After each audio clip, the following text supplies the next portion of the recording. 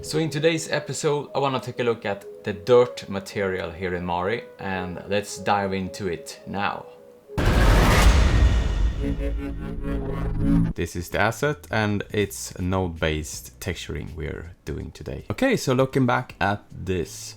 So we have the asset here, and we want to take a look at the dirt mask. So in previous chapters here we took a look here at the metal mask, and if you haven't seen that, there's a link up in the corner right now. So the main workflow here on this asset in the node graph is as earlier. Here I have my materials. Here's actually the dirt mask and the dirt material, and I combine it up in this region. So we're gonna dive in here into the dirt mask, and the dirt mask is what feeds up here. So I use a radio node for an extension pack. So here we have it, the dirt mask, and this is what drives the mixing of the color. So looking here from just a quick repeat, in the bottom here I have my the metal coming in. Let's look at each stage here. Here we have the painted metal, and then we add this color here with the masks applied. Then we have rubber. Looking at this node, we add rubber there, and then we have some alloy on the metal there. We have the pneumatic parts there, and the textures for this one, and then we add decals on top of everything. And then now here we have come to the dirt, and this is driven by this dirt mask and the dirt color. So we can actually look at the color by itself. So I have it here. So this is the dirt color. So I made a separate color map for the dirt that's entirely filling the whole object, and everything is in turn masked out by this dirt mask. So let's dissect the dirt mask now, and yeah, it lives over here. So what I've done here, this is a baked occlusion, and last episode I took a look at how to bake different passes from Renderman. This one was baked with the Modo in Mari, but yeah, you can bake it in whatever package you want. And so at the moment I'm looking into the Renderman because it has some additional freedom that I would like to utilize. Let's see here. I have a rubber mask here, so I merged it together. So I took away some of let's see here, let's dissect this. I screened the rubber, so I guess if I hit the D button here to disable it, I just wanted to take away some of that. I apply brightness lookup to invert it. Let's take a look here.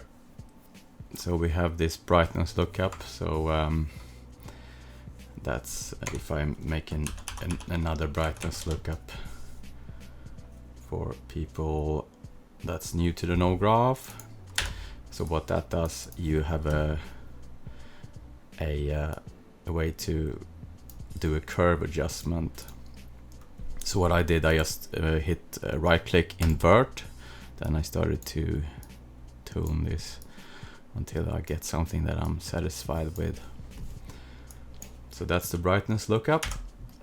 Okay, so that's essentially inverting it, but with a non-linear approach.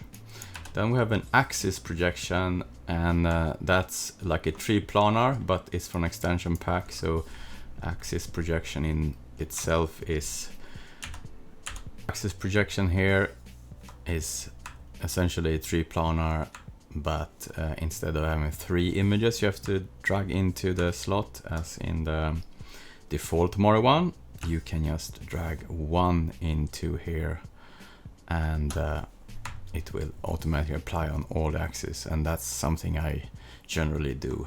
It's very seldom I use 3 different textures. So that's what gets fed in here. So let's look at the result. So I use a let's see, I multiply it against this node. So if I hit the D button, we can see the result. So I multiply it to get the first breakup there.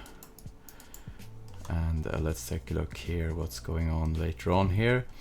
So we have another radio node here, and that's, let's take a look. It's a baked curvature that I apply a histogram scan, and I looked at histogram scan in the last episode, or episode previous. Invert it to get like crevices, and I break it up here with a cloud that I level with the brightness lookup, apply it with a multiply, there we see it, and then here apply it with a screen, I would think, screen, to get the details in the crevices. That's gonna be like dirt build up. And here we go, we have another radio node here, and this one is an occlusion again that I invert with the brightness lookup. So this is another, I target another range of dirt. I guess it's another type of build up. So let's see, take a look. So this is more like top coating dirt that I add on top here with another screen. Let's see, screen. Here we have the first actual paint node. So this is something I painted, projection type of painting. And this is for adding extra dust on top. So now we have a really dirty one. So let's see if I turn off the viewer transform, so we see the actual linear workflow. This is what's going to be applied in the mask. So here we have like a base, I just dirty it down first, and that's something I usually do. I add dirt generally all over, then I start to take away dirt. So it's more like an add and subtract kind of workflow. Here I think I start to actually subtract dirt here. So yeah, I start to multiply. So first I add dirt, and then I start to ship off, or like, you know, smudges and stuff. So this mask is also painted. So this is more like the smudge. So I used these kind of smear smudge alphas to start to remove dirt, like a window mask.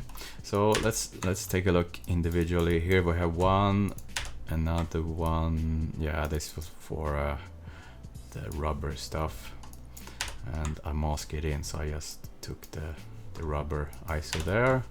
So ISOs got a few episodes ago.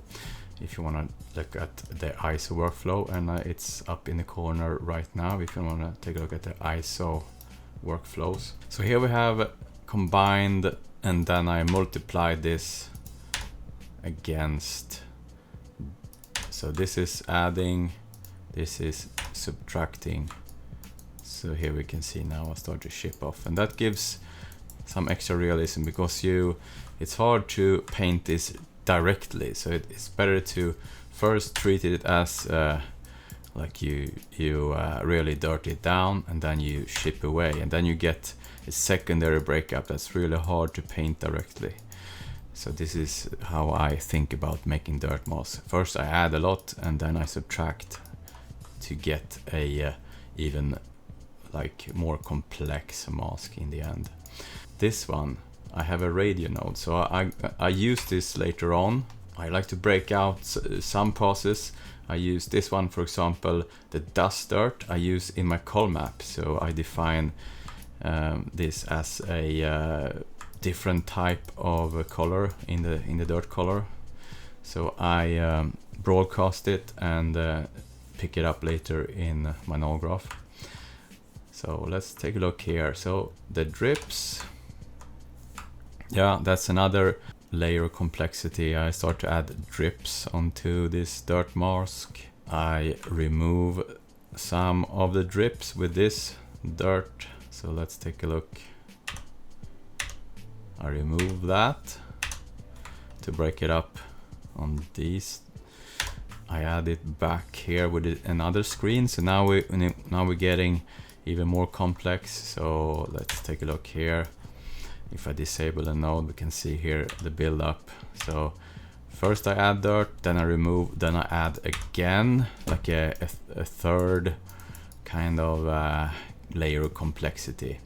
And here, the blotch radio node is something I also use later on in my dirt color. So I wanted all of these, like the blotches from the tires, to have another type of color. So I radio this mask and I use it actually here down here in the dirt color mask later on to break up the dirt color as well. So they are, for example, this mask is gonna also dictate specular roughness and dirt color. So yeah, I tend to think of some of the effects even in breakup in roughness, and then I just broadcast the mask and use it in my comp later on. So I usually start with the mask, and then I create the color afterwards, not the other way around. I generally don't create the color first. I rather create the mask to drive aspects of the color, if that makes sense. Let's see here. So here we have some kind of effects. I think it's for the rubber. So I did something here to make the rubber more interesting. First off, let's take a look. I was leveling this, so I wanted some of the rubber. So this is something I defined the rubber here. This is from the actual material of the rubber that I broadcasted or made a radio node. So it's, if I tweak this in my rubber material, it's gonna update here. I leveled it to just use you know, like the scratches, to have dirt in the scratches. And then here we have another type of effect that I leveled, and I add them together like that. So it's a screen. Let's see if I disable it, see what happens. Yeah. So here we have a combined. I add this together here, but I have a mask for it. So let's take a look. Let's see what it does. So yeah, so that's only for the rubber of the tires there. So I use iso rubber that I defined. So I use a portion of this. So I use this one, the remove rubber that I used over there. I use it over here as well in the mask. So I get a secondary breakup even on the rubber there. So that's fine. Now we have come to that part of the script. Then I do something here. So it's another axis projection, and let's take a look at what this one. So this is a triplanar axis projection type of effect. I have a mask. Okay, so this one, I had welding seams on this guy. So I used this triplanar that I leveled and added together like this. So here we have a welding seams, but then I wanted something to collect around the seams, like it's been a build up. So I add this on top, but I use a mask. So the mask is taking my my bump. So I was creating this bump channel. I level it with a histogram scan node. So I get this mask. I invert it, and I guess I multiplied it, or I used it as a mask. So it's gonna mask away only the high points. And so there we go.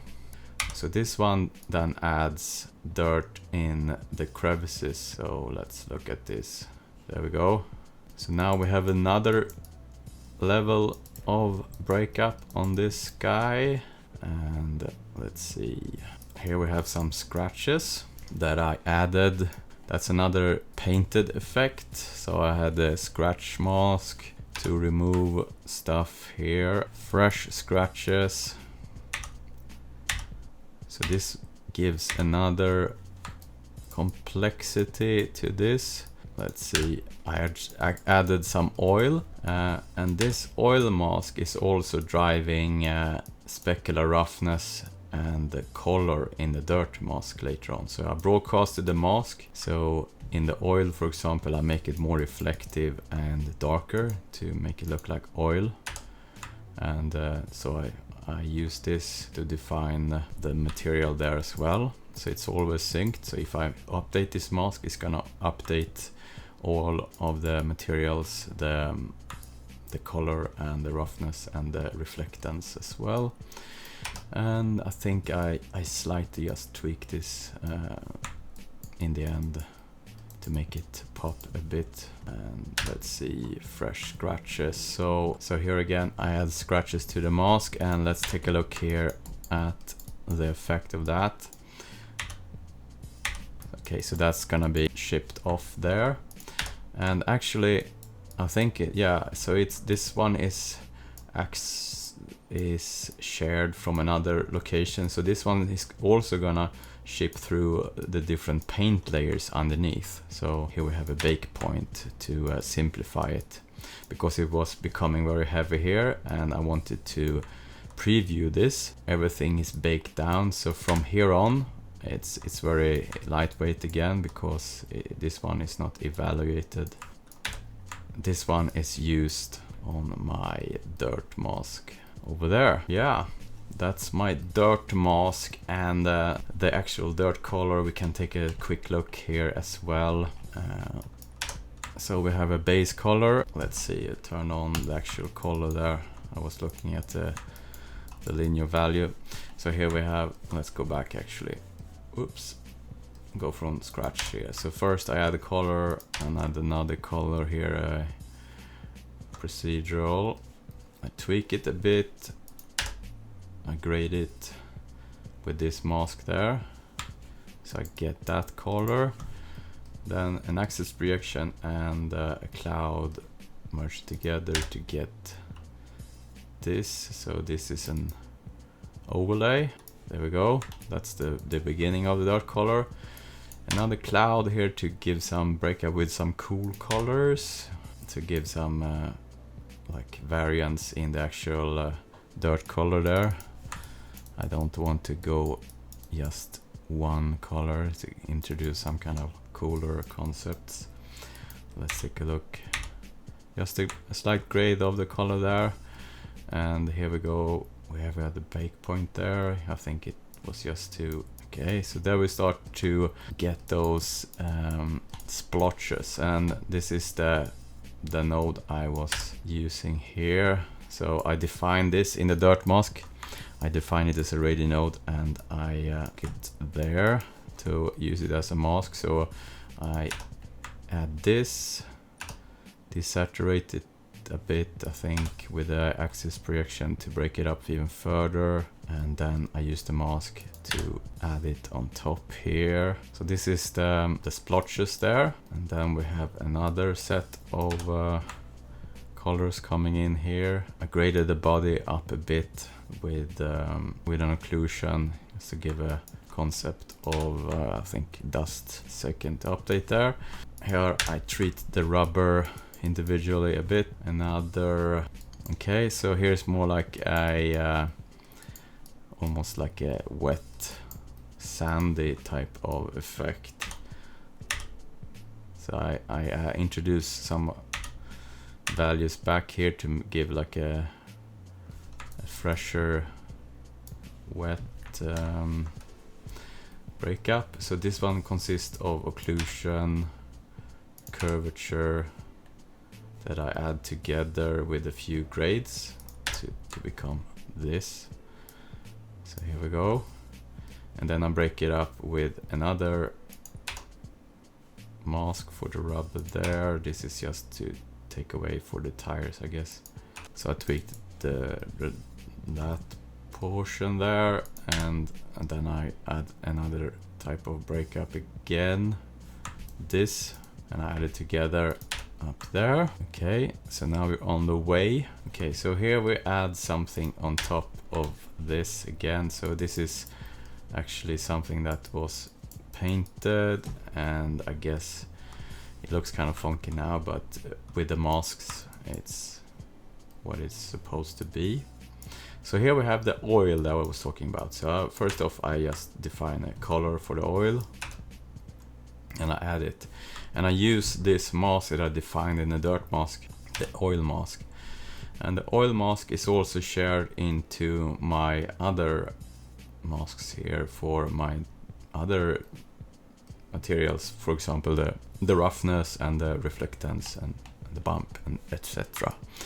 So wherever it's oil in the mask that are defined up here, it's gonna be in the other part of the materials as well. So that looks like that. So some oil splotches, and here's the latest part, and that's the seams, that's the weld seam tweak. So let's take a look. I had that like a dust buildup, and you can see it slightly there, and it also has the masks here that I add together to give another level of breakup. So let's see what that does if I disable it.